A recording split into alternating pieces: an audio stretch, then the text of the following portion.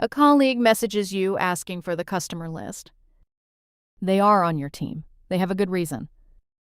In the next 30 seconds, you will make a decision your organization is accountable for.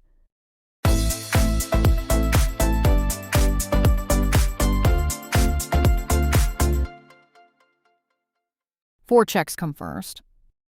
Example only. Follow your organization's own data policy. Check 1. Is this personal data?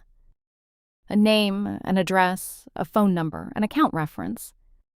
If a living person can be identified from it, directly or indirectly, it is personal data. An account number alone may identify nobody. The same number beside a postcode and a date of birth usually does.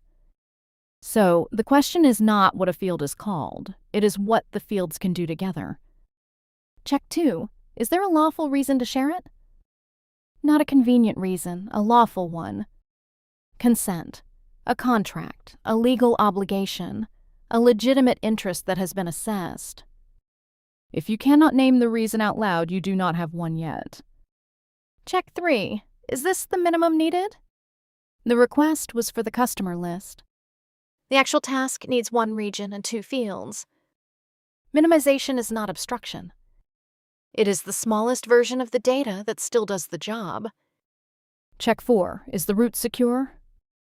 The right data sent the wrong way is still an incident. An approved system, access that expires, a record of who received it. Not a personal drive, not a screenshot pasted into a chat. Then the step almost everyone skips. Write down what you shared, who received it, and why. And if any check fails, you do not refuse the request. You escalate it. A held request is recoverable.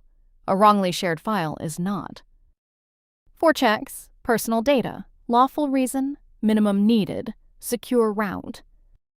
Then write it down. The sequence takes under a minute. Getting it wrong can take a year.